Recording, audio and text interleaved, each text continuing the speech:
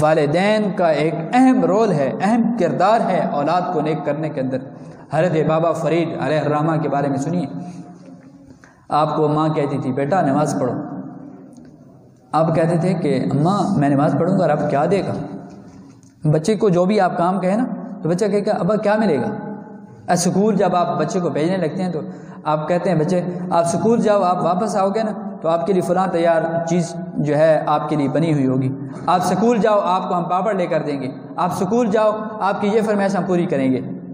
تو آپ نے جب والدہ نے کہا کہ بیٹا نماز پڑھو، کہا عرض کی ماں رب کیا دے گا؟ آپ کو شکر پسند تھی، ماں نے کہا بیٹا رب تمہیں شکر دے گا، رب تمہیں شکر دے گا۔ اب نماز پہ لگانے کے لیے بیٹے کے لیے کتنی جتن، کتنی محنت، کتنی لگن اور پیار سے کوشش کر رہی تھی۔ آپ وضو کرتے، آپ کی ماں شکر کی تھوڑی سی پڑیا بنا کر مصلی کے نیچے رکھ دیتے، جب آپ نماز پڑھتے مصلی اٹھاتے نیچے شکر موجود ہوتی، آپ خوش ہو جاتے۔ اسی طرح یہ سلسلہ چلتا رہا، محنت جاری رہی، والدہ کی کوشش جاری رہی، ان کی یہ محنت رنگ کیسے لائی۔ پھر کیا ہوا کہ آپ جب جوان ہو گئے، آپ دوستوں کے ساتھ کہیں چلے گئے، راستے پہ کہیں سے آپ نے وضو کر لیا، وضو کر کے جب گھر پہنچے تو کہا اماں مصلی جلدی بچھاؤ میں نے نماز پڑھنی ہے۔ کہا بیٹا وضو نہیں کرنا؟ کہا اماں آج میں وضو کر کے آیا۔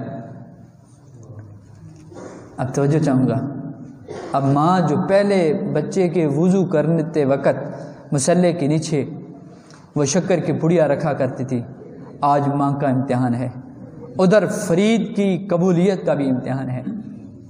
اس ماں نے پھر مصلی بچھا دیا، چونکہ صادقہ تھی نا، سچی تھی، جھوٹ تو تھا نہیں، کسی جو ہے وہ خلاف شرع کام پہ تو لگا نہیں رہی تھی۔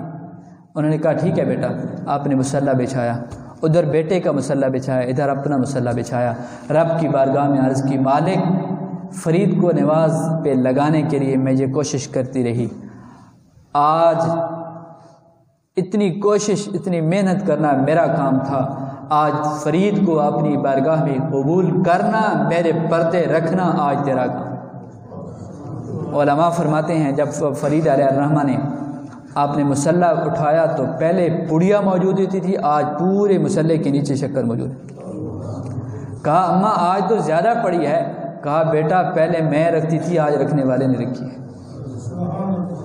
یہاں میں یہ عرض کروں گا اگر اس وقت فرید کی ماں بیٹے کو شکر کا لالچ دے کر نمازی بنا سکتی تھی، آج بھی والدین اگر اپنی اولاد کو چاکلیٹ کے لالچ سے نماز پڑھانا چاہیں مسجدیں بھر سکتی ہیں۔ اسی طرح آج ہمارے سکول تو بھرے ہوئے ہیں، کالج یونیورسٹیز تو بھری ہوئی ہیں، لیکن ہماری مساجد خالی ہیں۔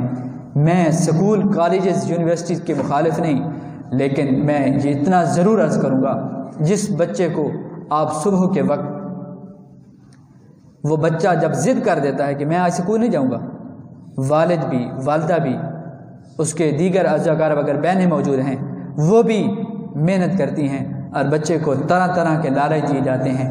کبھی ماں کہتی ہے، ماں تو اتنی محنت کرتی ہے، ماں تو رات کے وقت بچے کے کپڑے جو یونیفارم ہوتی ہے اس کو پریس کر کے رکھ دیتی ہے، کہیں ایسا نہ ہو کہ صبح لائٹ نہ ہو۔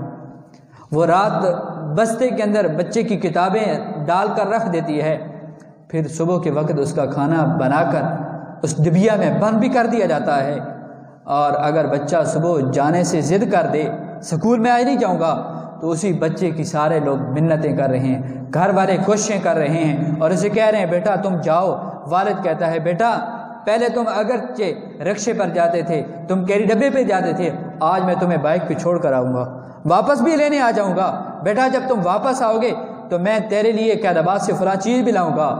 بھائی بالآخر 4 5 10 منٹ بعد والدین کی محنت کے بعد جو بچہ سکول جانے سے انکار کر رہا تھا بالآخر وہی بچہ سکول جانے پہ ایگری ہو جاتا ہے اور سکول چلا جاتا ہے۔